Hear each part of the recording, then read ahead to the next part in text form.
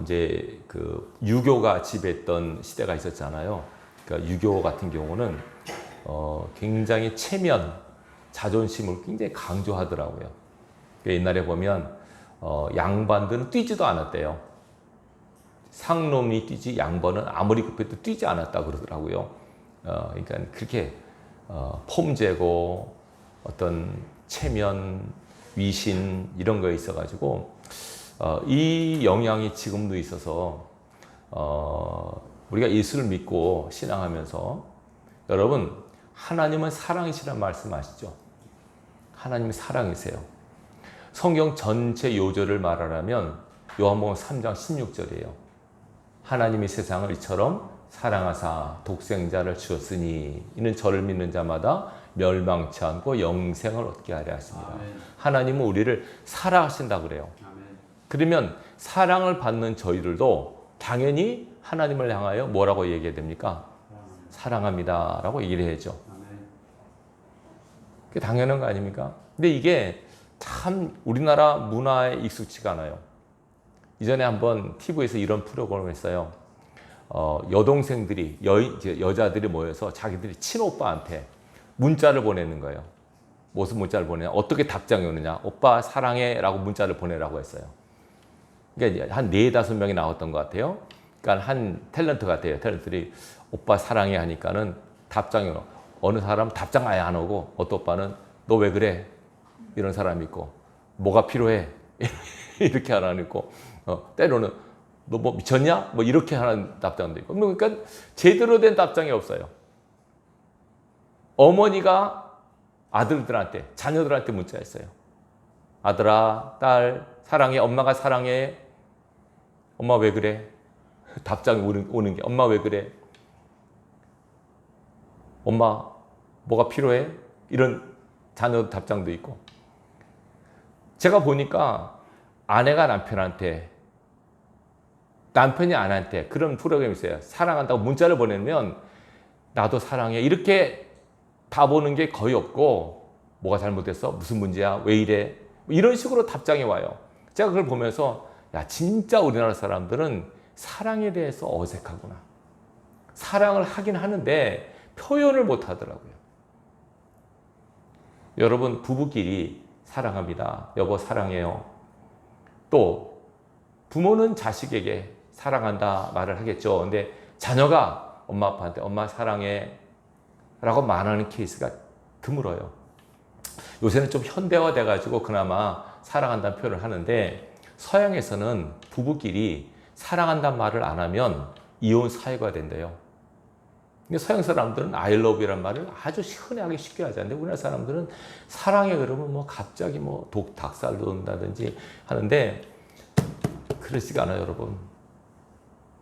여러분 하나님은 사랑이시고 우리를 사랑하세요. 그러면 여러분이 사랑을 받는다면 당연히 주님, 저도 주님을 사랑해요. 믿습니다 라고 하는 차원보다 더 큰 게 사랑이에요. 잘 들으세요, 여러분. 이 말에 어폐가 있는지 생각해 보세요. 구원은 믿음으로 받아요. 예수를 믿음으로. 천국은 사랑으로 가요. 목사님 천국 믿음으로 가는 거 아닌가요? 근데 여러분 믿음으로 가는 것 같지만 궁극적으로는 사랑으로 가요. 천국은. 요한일서 4장 8절에 하나님은 사랑이시라고 하면서 사랑하지 않는 사람은 하나님을 알지 못하나니. 사랑하지 않으면, 잘 들으세요. 사랑하지 않으면 하나님을 모른대요. 믿습니다. 헌금하고 충성, 봉사해도 기도해도 사랑하지 않으면 하나님을 모른다는 거예요. 여러분 우리는요, 잘 들으세요. 우리는 사랑 가운데 살고 있어요. 부모의 사랑으로 태어났어요. 부모의 사랑을 받고 자라요. 형제끼리 사랑하며 자라요. 학교 다니면서 친구의 우정 속에 살아요. 결혼해서 아내와 남편의 사랑 속에 또 살아요. 자녀를 키우며 또 사랑하면서 살아요. 계속 우리는 사랑 가운데 살다가 죽는 게 인간이에요. 이걸 우리가 놓쳐서는 안 돼요. 이걸 여러분 꼭 기억하시고, 이 시간 딴 거 생각하지 마시고, 오늘 주님과 베드로의 대화 가운데서 여러분이 베드로 입장이 되어보세요. 만약에 오늘 예수님께서 여러분에게 아무개야 너 나 사랑하니? 라고 물으셨을 때 여러분은 뭐라고 답하시겠어요? 오늘 베드로는 당당하게 답을 못해요. 이 베드로의 답을 보세요. 뭐라고 하냐면 너 사랑하느냐 물을 때 주님 뭘 원하셨겠어요? 그래요. 저도 주님 사랑해요. 근데 이러지 않아요. 주님 아시지 않습니까? 아시면서 뭐 물어요. 이런 식으로 어줍지 않은 대답을 해요. 여보 나 사랑, 부부끼리 너 아내가 여보 나 사랑해요? 아이 뭐 다 알면서 그걸 물어. 사랑하지 않으면 살겠어? 이런 식으로 답하는 거예요. 그냥 둘러대요. 이렇게 주님 저 주님 사랑해요. 이렇게 답하기가 그렇게 어려울까요? 근데 이유가 있어요. 여러분 아시지 않습니까? 베드로가 수제자인데 큰 실수를 저질렀어요. 마태복음 26장에 나와요. 예수님 체포대 끌려갈 때 베드로가 따라가잖아요. 살살살 따라갔다가 여자아이가 베드로를 보고 당신 예수와 함께 있었지? 예수와 한패지? 라고 물었어요. 그때 베드로가 순간 부인해요. 주님을. 나 예수를 몰라. 두 번째 물었어요? 몰라. 세 번째 물었어요. 마태복음 26장 74절에 그가 저주하고 맹세하여 이르되 나는 그를 알지 못한다 그랬어요. 저주하고 맹세했어요. 맹세코 저주를 어떻게 했는지 모르겠어요. 저주를 퍼붓어요. 예수님한테. 그리고 예수님께서 돌아가세요. 그러고 나서 이제 세 번째 부활하셔서 오늘 베드로와 예수님께서 독대를 하신 거예요. 세 번째 나타나셨어요. 나타나셔서 베드로의 마음속에 주님을 세 번 부인했다고 하는 자책감이 있을 거 아닙니까? 예수님께서 나타나셔서 베드로야, 시몬아 나 좀 보자 했을 때 시몬 베드로는 마음속에 분명히 예수님께서 뭐라고 하실 텐데 내가 뭐라고 답하지? 그럴 거 아닙니까? 수제자고 뭐 다른 사람은 다 부인해도 나는 주인 부인하지 않겠다고 큰 소리 뻥뻥 치던 베드로가 세 번이나 부인하고 저주까지 하니까 주님 앞에서 볼 면목이 없는 거예요. 예수님께 나타났었어요. 예수님께 날 책망하지 않으실까? 야단 맞을 것 같은데. 근데 뜬금없이 주님께서 하신 말씀이 너 나 사랑하느니? 이렇게 물으신 거예요. 그러니까 베드로가 순간 당황하지 않겠습니까? 당황했어요. 그래서 주님 아시는데 왜 그랬습니까? 저 주님 사랑하죠. 주님 아시지 않습니까? 베드로가 대답하자 예수님께서 또 똑같이 물으세요. 너 나 사랑하니? 베드로가 두 번째 똑같이 대답을 해요. 주님 아시는데 자꾸 물으세요. 세 번째 똑같이 물으셨어요. 베드로가 뭐라고 하는지 아세요? 나중에는 근심을 해요. 왜 저러시나? 왜 자꾸 똑같은 질문을 세 번 하시나? 자, 예수님께서 베드로에게 내가 나를 사랑하느냐라고 말씀하신 데는 크게 두 가지가 있습니다. 첫 번째는 내가 나를 사랑하느냐라고 물으신 것은 잘 들으십시오.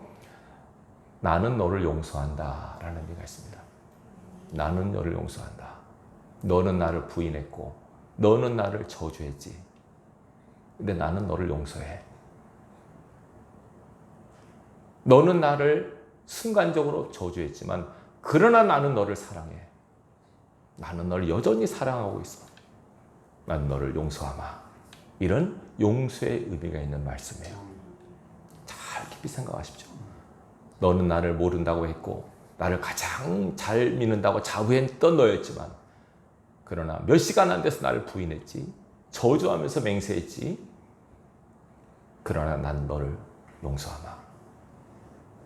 난 너를 지금도 사랑하고 있어. 근데 너는 어떠니? 라고 물으신 거예요. 용서한다는 의미가 담겨 있어요. 뭐 한다고요? 용서한다는 의미. 우리 주님은 용서하시는 분이세요. 하나님 자비와 긍휼이 무궁하시기에 모든 허물과 죄를 용서하시는 하나님이세요. 내가 나를 사랑하느냐? 나 너 용서해. 난 지금도 너를 사랑하고 있어. 라는 첫 번째 메시지입니다. 두 번째, 내가 나를 사랑하느냐 물으신 것은 너는 나를 사랑해야만 사명 감당할 수 있어. 라는 뜻이에요. 사랑하느냐 물으셨을 때 사랑합니다 라는 고백을 받자 예수님께서 똑같이 내 양을 치라, 내 어린 양을 먹이라. 계속 똑같이 말씀했어요. 내 양에는 뭡니까? 내 백성들, 오늘 교회를 말하는 성도들을 먹이라. 양육하라. 내 양을 먹이라. 이 사명이에요. 이 사명은 예수님을 사랑해야만 할 수 있어요. 믿습니다 갖고는 안 돼요, 여러분. 그 믿음 갖고는 안 돼, 부족해요. 사랑이에요, 여러분. 사랑하지 않으면 사명 감당 못해요. 변질되고 시험 들고 피곤해져요. 하나님 일을 해나감에 있어서 물론 믿음이 중요하지, 뿌리가 되죠. 근데 믿음만 갖고는 안 됩니다. 부족합니다. 반드시 사랑의 힘이 있어야 됩니다. 사랑해야만, 주님을 사랑해야만 사명 감당할 수 있습니다. 저는 이 말씀을 여러분에게 하신 말씀이기보다는 저 자신에게 하는 말입니다. 목사로서 성도들을 양육해 나갈 때 주님을 사랑하는 마음으로 하지 않으면 할 수 없어요. 정말이에요. 이 사랑이 얼마나 크고 위대한가 하는 것을 여러분 깊이 생각하셔야 돼요. 오늘 우리나라 성경은 그냥 내가 나를 사랑하느냐 뭐 이런 식으로 그냥 말했지만 이게 헬라어 원문을 보면 특이해요. 여러분, 제가 여러 번 말씀드렸지만 헬라어는 사랑이란 단어가 4가지가 있다는 거 아시죠? 남녀 간의 이성적 사랑을 우리가 에로스라고 그래요. 그 다음에 그 친구 간의 우정을 필레오라고 그래요. 그리고 부모가 자식을 사랑하는 혈육의 사랑을 스톨게라고 그래요. 그리고 하나님이 사랑하신 사랑을 아가페라고 그래요. 4가지가 있어요. 그럼 여러분 맞춰보세요. 지금 예수님이 사랑하느냐 물으신 그 사랑과 베드로가 사랑합니다라고 하는 사랑이 똑같은 걸까요? 똑같을까요? 틀립니다. 예수님은 내가 나를 사랑하느냐라고 물으신 것은 헬라어로 아가파스메 이렇게 나옵니다. 하나님의 사랑으로 나를 사랑하느냐라고 물으셨어요. 베드로는 아가페라고 답하지 않았습니다. 필로세입니다. 필레오. 우정으로 사랑할 수 있습니다. 뜻입니다.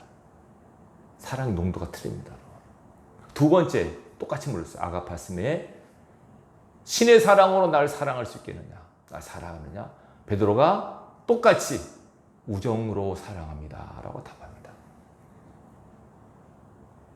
그때 예수님께서 이제는 당신이 낮추십니다. 그러면 우정으로 나를 사랑할 수 있겠느냐? 베드로는 똑같이 필로세라고 똑같이 답합니다. 우정으로. 그러니까 베드로는 똑같이 뭐예요? 우정의 사랑이에요. 아가페가 못 돼요. 아가페로 자신 없어요. 예수님께서는 2번 아가페로 물으시고 3번째는 당신이 낮아지시는 거예요. 그래, 그러면 우정으로라도 날 사랑해다오. 친구의 우정으로라도 날 사랑해다오. 그렇게 말씀하셨고 베드로는 그래요. 제가 우정으로 주님을 사랑하겠습니다. 이렇게 표현한 거예요. 우리나라 말로 그냥 사랑 말로 다 있지만 원어를 보면 이렇게 나와요. 하나님의 사랑과 친구의 우정은 차이가 있잖아요.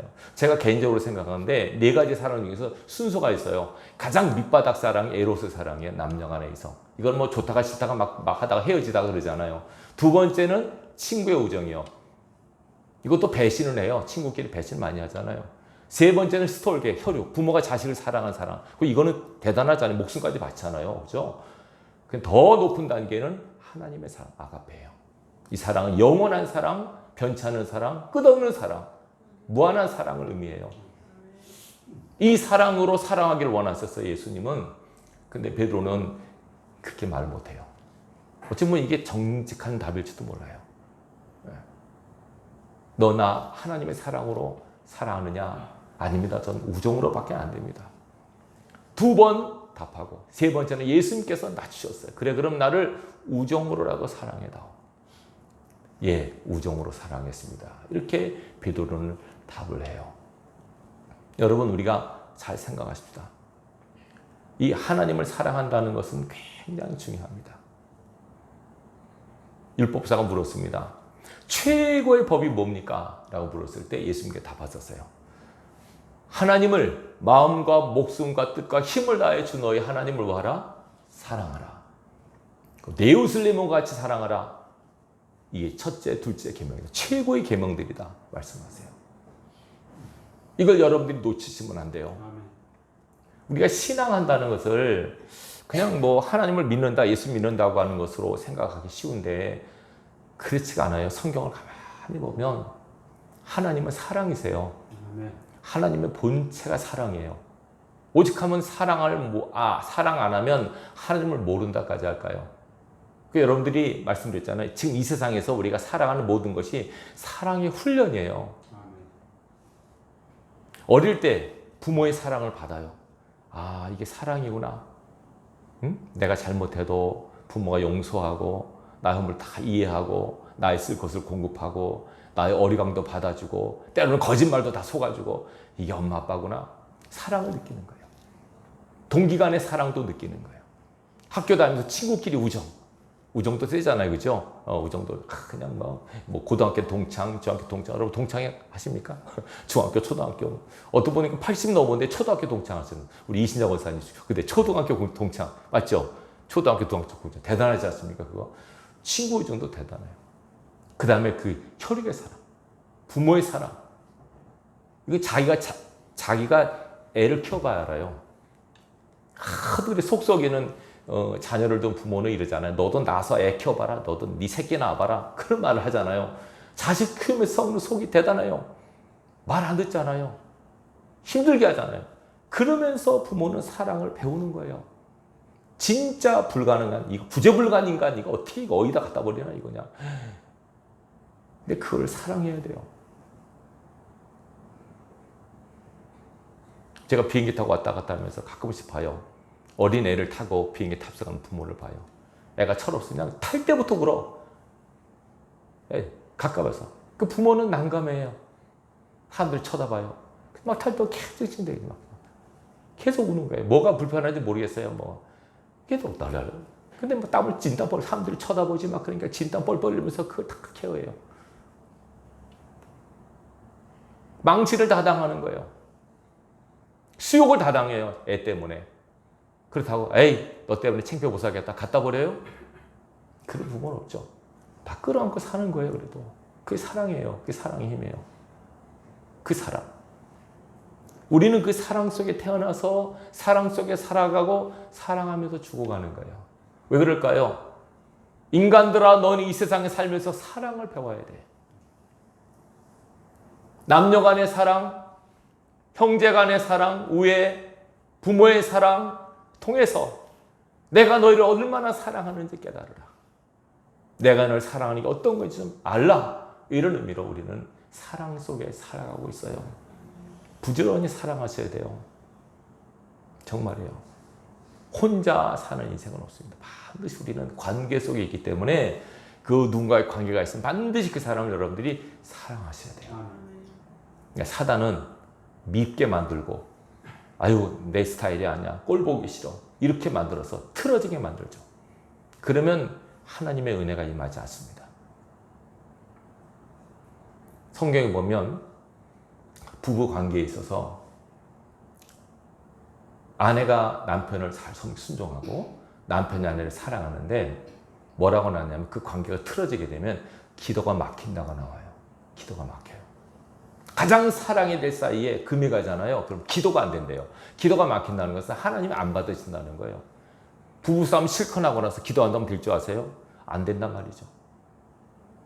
사람한테 막 미움, 원성들을 많이 일을 하고 나서 하나님 사랑합니다. 그게 안 돼요, 여러분.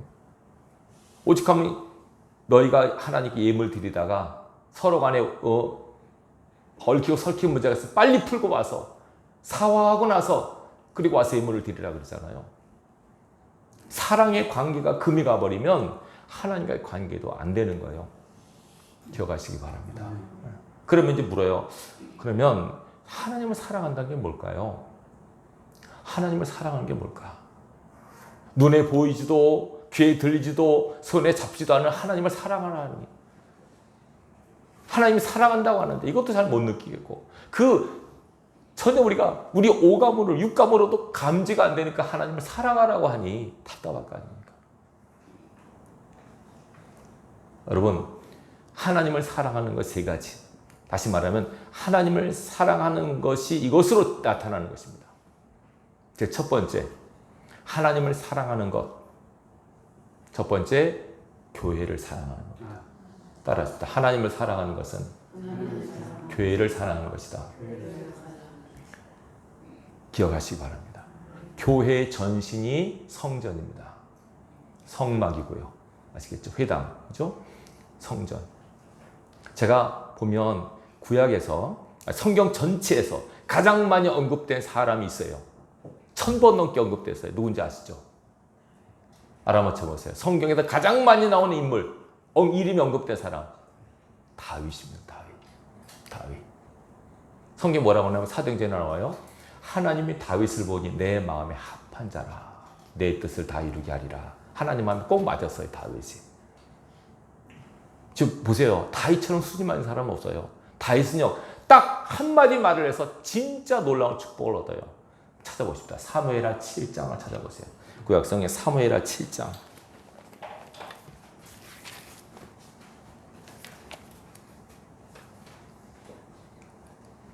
7장 1절부터 보십시오. 사무엘하 7장 1절부터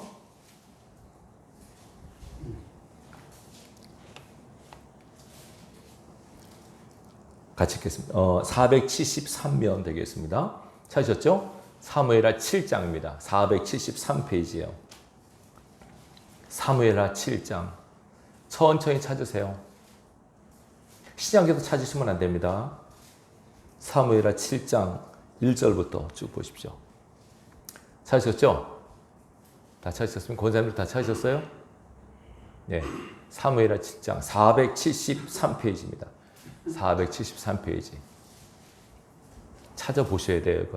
그 대신에 눈으로 읽으셔야 돼요. 그렇죠? 네. 같이 읽습니다. 1절부터 쭉 읽습니다. 시작. 여호와께서 주의 모든 원수를 무찌르사 왕으로 궁에 평안히 살게 하신 때에 왕이 선지자 나단에게 이르되 볼지어다 나는 백향목궁에 살거늘 하나님의 궤는 휘장 가운데 있도다. 나단이 왕께 아뢰되 여호와께서 왕과 함께 계시니 마음에는 모든 것을 행하소서 하니라. 그 밤에 여호와의 말씀이 나단에게 임하여 이르시되 가서 내 종 다윗에게 말하기를 여호와께서 이같이 말씀하시되 네가 나를 위하여 내가 살 집을 건축하겠느냐? 내가 이스라엘 자손을 애굽에서 인도하여 내던 날부터 오늘까지 집에 살지 아니하고 장막과 성막 안에서 다녔나니 이스라엘 자손과 더불어 다니는 모든 곳에서 내가 내 백성 이스라엘을 먹이라고 명령한 이스라엘 어느 지파들 가운데 하나에게 내가 말하기를 너희가 어째 나를 위하여 백향목집을 건축하지 아니하겠다고 말하였느냐. 8절. 그러므로 이제 내 종 다윗에게 이와 같이 말하라. 만군의 여호와께서 이와 같이 말씀하시기를 내가 너를 목장 곧 양을 따르는 데서 데려다가 내 백성 이스라엘의 주권자로 삼고 내가 가는 모든 곳에서 내가 너와 함께해서 내 모든 원수를 내 앞에서 멸하였은즉 땅에서 위대한 자들이 이름같이 내 이름을 위대하게 만들어 주리라. 내가 또 내 백성 이스라엘을 위하여 한 곳을 정하여 그를 심고 그를 거주하게 하고 다시 옮기지 못하게 하며 악한 종류로 전과 같이 그들을 해하지 못하게 하여 전에 내가 사이 명령하여 내 백성 이스라엘을 다스리던 때와 같지 아니하게 하고 너를 모든 원수에게서 벗어나 편히 쉬게 하리라. 여호와가 또 내게 이르시되 여호와가 너를 위해 집을 짓고 내 수완이 차서 내 조상들과 함께 누울 때 내가 내 몸에서 날 내 씨를 내 뒤에 세워 그의 나라를 견고하게 하리라. 그는 내 이름을 위하여 집을 건축할 것이요 나는 그의 나라 왕위를 영원히 견고하게 하리라. 아멘. 자 보세요. 제가 이것을 막 울컥하는 게 왜냐하면 지금 보세요. 다윗이 이제 평안한 적들을 다 물리치고 편안하게 있었어요. 그때 다윗이 무슨 생각하냐면 2절이에요. 나는 백향목궁에 있는데 하나님의 궤는 천막 가운데 있구나. 다윗이 무슨 말을 했어요? 딱 이 한마디 했어요. 나는 잘 사는데 하나님은 저게 뭐지? 나는 좋은 집에 있는데 하나님은 사글세를 사시네. 이거예요. 딱 이 한마디 했어요. 그래서 하나님께서 나단에게 가서 내 종 다윗에게 말하라. 너 나를 위해서 집을 짓겠느냐? 난 지금까지 한 번도 내 집을 지어달라는 적이 없어. 그러면서 보세요. 참 제가 가슴이 아픈 게 이거 보세요. 7장 6절 보세요. 내가 이스라엘 자손을 애굽에서 인도하여 내던 날부터 오늘까지 집에 살지 않고 장막과 성막 안에서 다녔나니. 하나님이 집 없이 다녔었어요. 이해되시겠어요? 무슨 말씀이지? 하나님이 집 없이 다녔다요. 나 집에 안 살고 나는 텐트 생활했어. 아, 이게 무슨 말이야? 진짜 그들이 기록되어 있지 않습니까? 40년 동안 하나님의 천막 안에 샀었어요. 그 이후로도 아무도 하나님을 위해서 집을 질 생각은 안 했어요. 하나님께서 집 지어달라 말도 안 하셨어요. 근데 감히 다윗이 하나님의 집을 지을 생각을 한 거예요. 생각하고 이 한마디 말했어요. 나는 너무 잘 사는데 하나님 저게 뭐지? 이 한마디 했어요. 근데 하나님께서 뭐라 그래요? 너 위대하게 만들어주고 내 나라가 영원히 견고하게 하리라. 이것처럼 복받은 사람이 어디 있어요, 여러분? 이 한마디예요. 이게 뭐예요? 하나님의 성전. 다윗은 하나님을 사랑했어요. 그래서 하나님의 거하시는 집을 생각한 거예요. 이거 되게 중요한 말이에요, 여러분. 하나님을 사랑하면 하나님의 성전을 사랑해요. 하나님의 교회를 사랑해요. 아시겠죠? 무슨 말씀인지. 그 다윗은 복 받잖아요. 하나님께서 감동하셨어요. 감히 하나님의 집을 지어드릴 생각을 해요. 난 이 말씀에 너무 가슴이 아팠어요. 나는 5절에 보세요. 6절에 나는 오늘까지 집에 살지 않고 장막과 성막 안에서 다녔다. 집 없이 여기저기 다닌 거예요. 이스라엘 백성과 함께. 집 없이 다니는 하나님을 생각해 보셨어요, 여러분? 예수님께서 공생애 하실 때, 3년 하실 때 나는 머리 둘 곳이 없었다.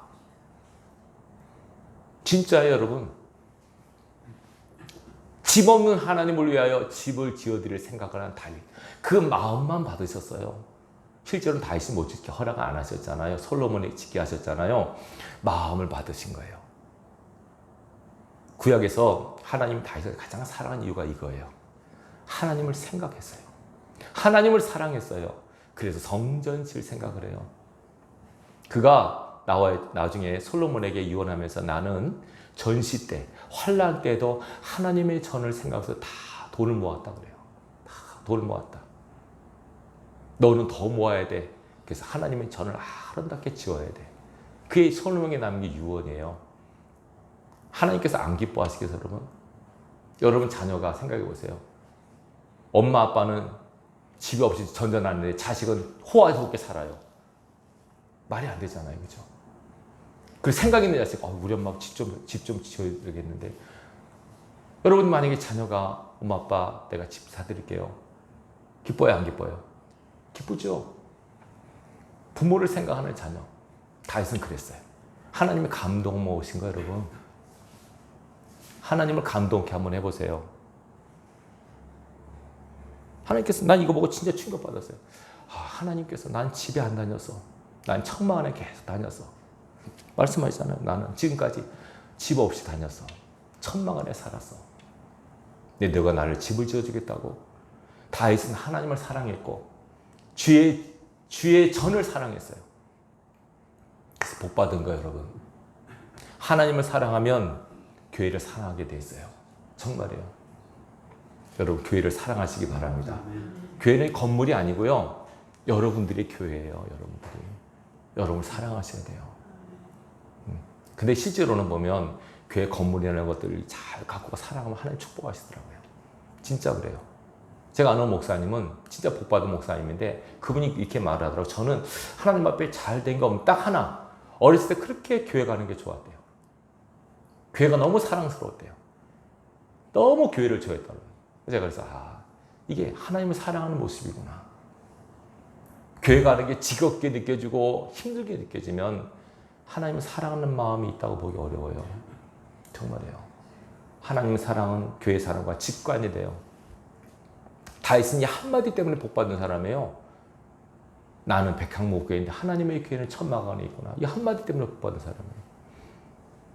솔로몬도 똑같아요. 보면 솔로몬도. 자, 좀 이따 말씀드릴게요. 두 번째, 하나님을 사랑한다는 것은 뭐냐면 예배를 사랑하는 겁니다. 따라하십시오. 하나님을 사랑하는 것은 예배를 사랑하는 것이다. 예배는 구약의 제사예요. 제사. 그죠? 시편 51편에 이 백성은 제사로 나와 언약한 자라고 하셨어요. 그러니까 반드시 제사는 하나님 백성이 하나님 앞에 나가는 가장 중요한 행위예요. 제사. 오늘날만 예배. 예배는 뭐가 있을까요? 예배는 말씀과 기도와 찬송과 봉헌과 교제가 있어요. 이 5가지 예배 요소입니다. 말씀, 기도, 찬양, 교제, 봉헌, 5가지. 반드시 이 예배는 이렇게 들어가요. 이게 하나님을 사랑하는 표시예요. 이거 찾지 않겠어요? 솔로몬도 복 받는데 솔로몬이 보세요. 성경에 뭐라 하냐면 솔로몬이 여호와를 사랑하고 하고 나서 뭐 하냐면 일천번제를 드려요. 뭐요? 그 일천번제가 해석이 두 가지예요. 하나는 1000번의 제사, 하나는 1000마리의 양. 그래서 거기서 지금도 보면 1000번제라고 1000번의 예배를 강조하는 목사님도 계세요. 그래서 뭐 성경적인 아니다 그러는데, 그래서 1000번제 헌금이 있어요, 여러분. 들어보셨죠? 1000번제 헌금하는 분 들어보셨죠? 1000번제. 또 아니 그게 아니고 이건 1000마리의 양이다. 여러분 양 1000마리로 제사를 드리니까 어마어마하지 않겠어요? 1000번제를 드린 다음에 그 다음에 꿈에 하나님 나타났었어요. 솔로몬이 뭐라고 물으셨게요? 아시는 분 계세요? 너는 내게 구하라. 다 들어주겠다 그랬어요. 다 들어주겠다고. 하나님께서 감동 먹으신 거예요. 예배를 사랑하면 하나님 감동하세요. 솔로몬이 하나님을 감동시켰어요. 백지수필름이 있었어요. 원하는 거 다 들어주겠다고. 그렇게 물은 사람이 없어요. 어떤 사람이 그래, 목사님 저도 솔로몬처럼 나타나셔서 하나님 너 뭐 해주라 다 들어주마 이래서 하면 좋겠어요. 그래서 제가 그러면 하나님을 기쁘시게 해보세요. 예배를 드리세요. 하나님 받으실 예배, 감동하시는 예배를 드려보세요. 라고 제가 권면을 드렸어요. 하나님께서 두 번째 충격을 먹으세요. 너 소원들을 다 들어주마. 백지수필렘이 있었어요. 근데 솔로몬이 뭐라고 썼어요? 거기다가 하나님 지혜를 주세요. 듣는 마음을 주세요. 하나님 백성을 다스리는 내가 지혜가 부족하잖아요. 지혜를 주세요. 그 성경에 보면 하나님께서 기뻐하셨다 그랬어요. 하나님을 기쁘시게. 하나님 또 한 번 먹으셨어요. 감동을.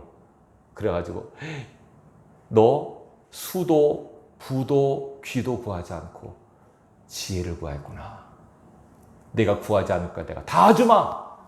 장수 부귀 영화 한 번도 전쟁 없이 편안하게 살게 하셨어요. 하나님을 감동하면 이런 축복이 와요, 여러분. 왜 내 기도 응답 안 하십니까? 하지 말고 하나님을 한번 감동시켜 보세요. 맨날 그 수준 머물러 있지 말고요. 다윗도 하나님을 감동시켰고, 가서 솔로몬도 하나님을 감동시켰어요. 유명하지 않습니까? 솔로몬 같은 지혜자, 솔로몬 같은 부귀영화를 누리는 왕이 어디 있습니까? 뭐라고 나왔냐면 전무후무라고 나옵니다. 하나님께서 말씀 솔로몬에게 너 같은 자는 전무후무다. 이전에도 이유도 없을 것이다. 너 같은 부자, 너 같은 부귀영화는 이전에도 이유도 없을 것이다. 왜 그런 복을 받았어요? 하나님을 감동시켰어요. 하나님 말씀에 맞는 걸 했어요. 이것이 은혜입니다. 다윗도 솔로몬도 하나님을 사랑했어요. 그래서 성전을 사랑했고 예배를 사랑했어요. 여러분 예배를 사랑할 수 있길 바라요. 김대수 목사님이 이스라엘 히브리 대학에서 공부를 잠깐 하셨대요. 그 히브리 대학에서 유명한 교수가 있대. 아론이라는 유명한 교수인데 이분은 세계적인 석학이래요.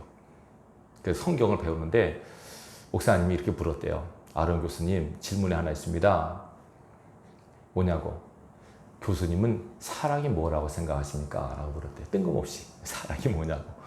그러니까 교수님이 잠시 생각하더니 저는 이렇게 생각합니다. 사랑이라고 하는 것은 보고 봐도 또 보고 싶은 게 사랑이라고 생각합니다. 얘기하더래요.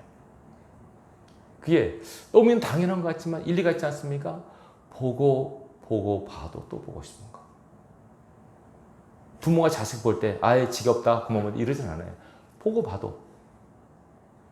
전 진짜 지금도 참 재밌는 얘기지만 제가 부목사 때 그 돌집에 신방을 가는 100일인가 돌이 신방 가는데 참 죄송하지만 그 애가 너무 좀 못생겼어요.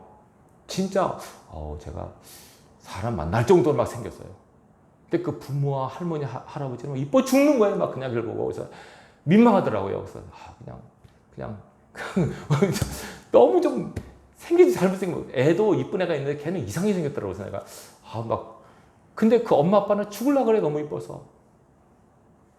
희한하지 않습니까? 보고 봐도 또 보고 싶은 게 사람이래요.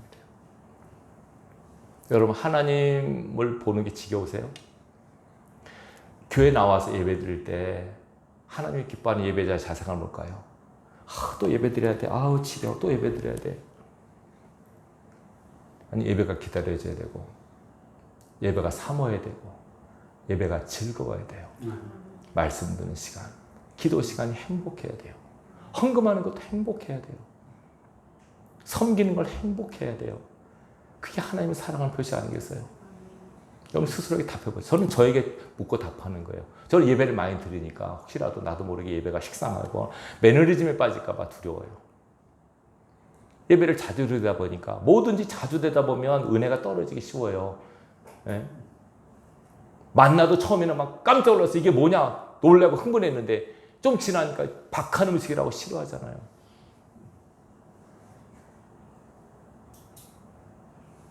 앞을 못 보던 사람이 눈을 떴어요. 아침에 떠오르는 태양을 보고 얼마나 감격할까요? 야, 저게 태양이구나. 저게 햇빛이구나. 낮이 이런 거구나. 근데 1년, 2년 살다 보면 똑같이 태양을 보고 떠오르는 태양을 보고 감격할까요? 그러지 않죠. 우리 너무나 완악해요, 마음이. 여러분 이렇게 숨 쉬고 건강해 되는 것이 은혜인 줄로 믿으시기 바라요. 정말이에요. 감격하셔야 돼요. 예배는 감격으로 들으셔야 돼요. 다윗은 하나님을 사랑해서 성전을 사랑했고 감격했습니다. 하나님께서 그를 사랑하셨어요. 마지막입니다. 하나님을 사랑하면 따라합시다. 하나님을 사랑하면 사람을 사랑한다. 이것이 가장 중요합니다. 아까 제가 서두에 말씀드렸죠. 구원은 믿음으로 받아요. 근데 천국은 뭘로 들어간다고요? 사랑으로 갑니다. 자, 마태복음 25장에 나옵니다. 찾아보지 마세요. 양과 염소 비유하시죠. 마지막 날에 심판 날에 예수님께서 양은 오른편에 염소는 왼편에 양된 자들에게 말씀하십니다. 내가 배고플 때, 내가 감옥에 갇혔을 때, 내가 힘들었을 때 나를 돌아보았지. 염소 편에 있는 자들에게 말했습니다. 내가 어려울 때, 내가 아플 때, 내가 굶주릴 때 나를 돌아보지 않았지. 거기에 뭐 예수를 믿느냐 안 믿느냐 그 말이 없어요. 딴 거 아니에요. 내 주에 있는 사람을 사랑했느냐 이거예요. 내 주에 있는 사람을 사랑했느냐. 그게 천국과 지옥 가는 갈림길이라니까요. 이걸 한국 벌써 믿습니다. 믿음으로 천국 간다. 아니에요, 여러분. 천국은 사랑으로 갑니다. 예수를 믿게 되면 천국의 생명책에 내 이름이 기록돼요. 근데 이게 구원의 완성이 뭔지 아세요? 구원의 완성은 사랑이에요. 사랑해야 가요. 고린도서 16장 22절 누구든지 주를 사랑하지 않는 자는 저주를 받을지어다. 고전 16장 22절 찾아보세요. 나중에. 믿지 않는 자는 저주가 아니라 사랑하지 않는 자는 저주를 받을지어다. 왜 사랑이 큰지 아세요? 아니 그러면 어떻게 사랑한다고 천국 가요? 천국은 죄 있는 자는 가요? 못 가요? 못 가죠. 사랑하면 죄가 어떻게 되는지 아세요? 하나 찾아봅시다. 누가복음 7장 47절 찾아보십시다. 누가복음 7장 47절입니다.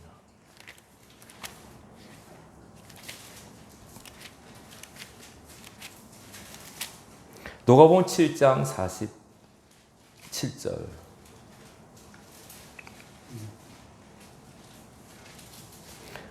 103페이지 되겠네요. 누가복음 7장 47절 103페이지입니다. 같이 읽겠습니다. 시작. 이러므로 내가 네게 말하노니 그의 많은 죄가 사해졌도다. 이는 그의 사랑함이 많음이라. 사람을 받은 일이 적은 자는 적게 사랑하느니라. 아멘. 죄인인 여자가 예수님께 와서 계속 눈물로 발을 적셔요. 눈물로 향유를 부어요. 울기만 해요. 계속. 근데 예수님께서 이 여인의 죄가 사함받았다고 그래요. 죄인이라고 나오잖아요. 오늘 본문에 보면 죄인이라고 나오잖아요. 여기 죄인. 예? 예? 여기 나오잖아요. 37절 보세요. 그 동네에 죄를 지은 한 여자가, 누가 봐도 이 여자는 죄인이에요. 근데 그 여자가 예수님께 와서 향유를 붓고 계속 눈물을 흘리시며 발을 씻겨요. 그래서 그걸 받으신 다음에 저희 많은 죄가 사함받았다. 이유가 뭐예요? 뭐였기 때문이다? 그의 사랑함이 많음이라. 사랑은 허다한 죄를 덮습니다. 여러분이 주님을 뜨겁게 사랑하면 다 용서받습니다. 여러분. 주님을 사랑하면 용서받습니다. 사함받습니다. 그냥 감격하고 사랑하면 용서받습니다. 그래서 사랑해서 천국 가는 겁니다. 여러분. 믿음으로 간다. 맞는 것 같지만 정답은 사랑해서 가는 겁니다. 뒤집어 말하면 사랑하지 않으면 천국 못 갑니다. 누구를 미워하거나 싫어하거나 하면 조심하셔야 됩니다. 장로, 권사, 목사 상관없습니다. 가장 가까이 있는 사람을 사랑하십시오. 어려운 사람을 사랑하십시오. 주님을 대하듯이 하십시오. 그것이 하나님을 사랑하는 겁니다. 예수님 말씀하잖아요. 내가 병들었고 내가 옥에 갇혔고 내가 굶주렸다고. 주님이 그런 적이 어디 있습니까? 지극히 작은 자 하나, 그게 나였다 라고 말씀하잖아요. 이 놀라운 신비 비밀을 여러분 놓쳐서는 안 됩니다. 천국 가야 됩니다. 우리는. 그죠? 열심히 교회 다니는데 지옥 가면 무슨 의미가 있습니까? 천국 가셔야죠. 나 열심히 성경 많이 봤는데요, 기도 많이 했는데, 헌금 많이 했는데요. 딱 한마디 물으실 거예요. 예수님께서. 너 나 사랑했느냐? 물으실 거예요. 베드로의 질문 여러분 스스로 답해보세요. 너 나 사랑하냐? 현지 시제로 묻는 거예요. 이 질문에 여러분들이 예, 저 주님 사랑합니다 라고 말할 수 있길 바랍니다. 베드로처럼 쭈뼛쭈뼛 하지 말고, 아, 주님 아시는데 뭐 이렇게 하지 말고, 예, 저 주님 사랑합니다 당당히 고백할 수 있길 바랍니다. 그러면 그 사람은 천국 갑니다. 저 믿는데요, 뭐 천국, 그게 아니고요. 그걸 몰라요 사람들이. 신앙은 사람 사랑하는 거예요. 그게 하나님 사랑하는 거고요. 말씀 맺습니다. 내가 나를 사랑하느냐라고 하는 건 두 가지 의미예요. 첫째는 내가 너를 용서한다. 사랑해야만 내 일을 감당할 수 있다는 뜻이고, 주님을 사랑하면 교회를 사랑합니다. 교회는 주님의 몸이고 머리는 예수님이기 때문에 당연히 교회를 사랑하셔야 됩니다. 우리가 새 예배당 허락하셨잖아요. 사랑하셔야 돼요. 사랑하셔야 돼요. 사랑하면 자꾸 본다 그러잖아요. 와보셨어요? 좀? 교회 와보셨어요? 거기 있다더라 이러면 안 돼요. 여러분. 문 잠겼어도 들어가 보세요. 한번 기도 한번 하시고 빨리 여기서 옮겨서 예배드리게 해달라고 그렇게 하시고, 거기 예배드릴 때 하나님 임재하시잖아요. 그죠? 하나님의 집이에요. 교회는 하나님의 집이에요. 내 집은 만민의 기도한 집이라 하셨잖아요. 교회는 주님이 거하시는 곳이에요. 예배 가운데 하나님 임재하세요. 임재 가운데 하나님을 만나고 하나님의 은혜를 덧입고 힘을 얻고 충전함을 받고 능력을 덧입는 곳이에요. 예배는 그런 것이에요. 말씀과 기도와 찬양, 이 가운데 힘을 얻어요. 우리는 하나님과 만난 가운데 힘을 얻어요. 기억하세요. 하나님 우리를 사랑하세요. 근데 우리는 아무 답이 없어요. 그냥 축자자면 돈 주세요. 건강 주세요. 나 너 사랑하느냐? 하나님 건강 주세요. 너나 사랑하느냐? 돈 주세요. 뭐가 이상하지 않아요, 여러분? 딱 한마디만 돼요. 네, 주님 사랑해요. 그럼 끝나요. 다윗은 그 고백에서 복 받았잖아요. 솔로몬도 그래서 복 받았잖아요. 복 받기 원하신다면 내가 나를 사랑하느냐라는 물음에 예, 제가 주님을 사랑합니다. 아가파오세 라고 답할 수 있는 분들이 되시기 바랍니다. 그가 천국에 갈 것입니다. 여기 계신 모든 분들 천국에 입성하는 사랑의 사람이 될 수 있기를 주님의 이름으로 축원합니다. 기도하겠습니다. 하나님 아버지 감사합니다. 내가 날 사랑하느냐라는 주님의 물음, 오늘 나에게 스스로 질문케 하시고, 주님 저도 주님을 사랑합니다 라고 고백할 수 있는 믿음을 저에게 더하여 주옵소서. 주 앞에 서는 그날에 너는 나를 얼마나 사랑했느냐라고 물으실 때 답할 수 있는 삶을 살게 하옵소서. 영혼을 사랑하게 하시고 교회를 사랑하며 예배를 사랑하며 나 자신을 사랑하는 자가 되게 하셔서 천국에 입성할 수 있는 은혜와 축복을 누리게 하여 주옵소서. 예수 이름으로 기도합나이다. 아멘. 찬송가 드리겠습니다.